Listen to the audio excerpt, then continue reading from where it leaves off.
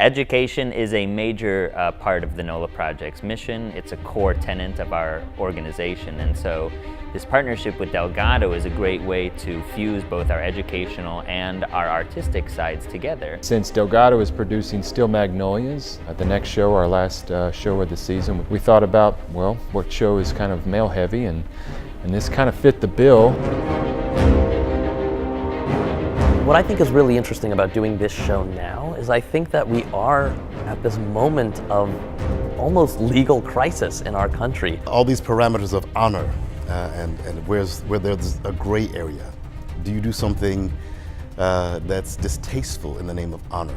And this is a play about holding power accountable using this well-built system. It is about the military and it is about honor and loyalty, but you don't have to be a member of the military to enjoy this play. This play is written by a man who has no military experience and is a great lover of America. This play was Aaron Sorkin's kind of bust out into the entertainment world. He was working as a bartender in New York and had been told a story by his sister, who was, I believe, working in the JAG at the time, and the idea intrigued him enough that he started writing dialogue on cocktail napkins. I've seen the film version of A Few Good Men more times than I care to admit. This is something that I grew up with. I mean, I know the rhythms of every monologue. They're in my head.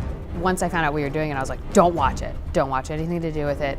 Put it in like a tank at the bottom of the sea and like acknowledge that you know it and then forget it. It's similar to the film, of course. The intensity really is ratcheted up. And it's also a good bit funnier than the movie. Like the movie's funny, but the play is very funny. Having something like this that people are very familiar with and getting to see it live on stage, I think is a chance to reboot it, and if it's a well-told story, I think they'll be with us, you know, from the moment that the lights come up. It's been amazing we get a chance to work here at Delgado. I mean, this new theater is beautiful. The kids are so intense and passionate. This experience has been really eye-opening. We are encouraged to be more open and free, and if you have ideas, just throw them out there, you know, and it's not like you have to be quiet and just listen to the director. He wants us to throw your thoughts in there, and then let's see what we can get from this experience. Getting to do professional plays, you kind of get into your own rhythm of like, this is how it works and this is what you do, and to be in a room with people who it's still new and like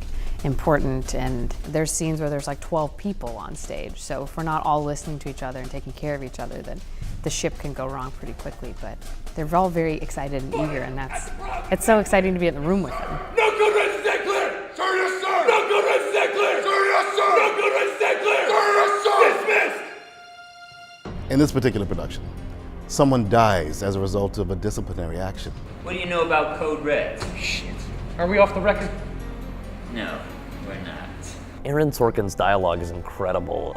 It's got this Shakespearean level of rhythm to it. Every word I feel like has a purpose. Like I don't feel like any word is in there extraneously. Like, oh, and even the punctuation is so specific. There is a heightened style to it. The level of wit is a Shakespearean level of wit. I am privileged to have probably the most iconic line of the play, and you'll have to come to the show to hear me say it.